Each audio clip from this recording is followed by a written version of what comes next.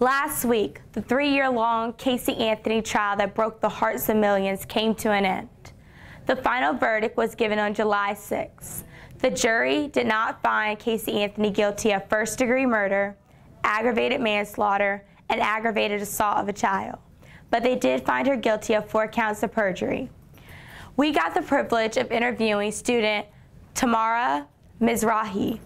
We also interviewed Deputy Director of the Public Defense Services for the District of Columbia, Peter Krauthammer. We also interviewed the Director of Law with the National Student Leadership Conference about how they felt about this controversial issue. In your opinion, was this a fair conviction, sentencing? No, I don't believe it was fair at all. I believe that because the evidence was circumstantial, she could not be convicted in our legal system, but I do believe that she was guilty of killing her daughter. Would you have done anything differently as a prosecutor in the case? I think what the prosecutors failed to do ultimately was to answer the question of how Caylee Anthony died. I think the jury returned a verdict of not guilty on first-degree murder because they couldn't answer that question in their minds. The prosecutors brought no evidence that said what exactly happened on that day. And again, it's hard to know what they had and why they didn't do certain things without actually knowing what's in their case file. So there's a lot of speculation involved. And obviously Monday morning quarterbacking to say I would have done it differently or not. Do you think the prosecution made any major errors that prevented a guilty verdict?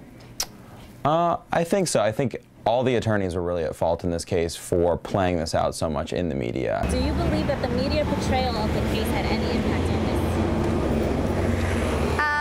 I believe that it had an impact on the public's opinion on the case, but I don't believe that the jurors had any influence from the media.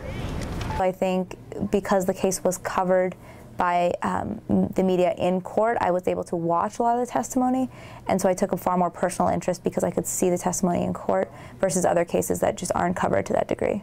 I think it's quite the reverse. The media portrayal did not bear anything out, and in fact she was acquitted, and most of the country was shocked that she was acquitted, including the media, by and large. Is there a certain way, if you were a journalist, that you would have covered this story differently? In all honesty, I probably would have given it a lot less attention. I think the media coverage around it was, it altered a lot of the facts of the case, and I think skewed the public to one side of it. I think that they were very biased in their opinion, so maybe covering it a lot less and covering it in a more unbiased manner. How does this case, if at all, change your opinion of the justice system in the United States?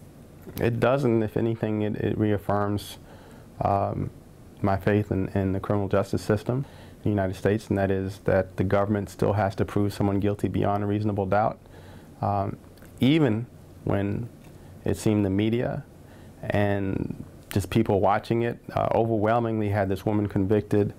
The jurors, they stayed true to their oath.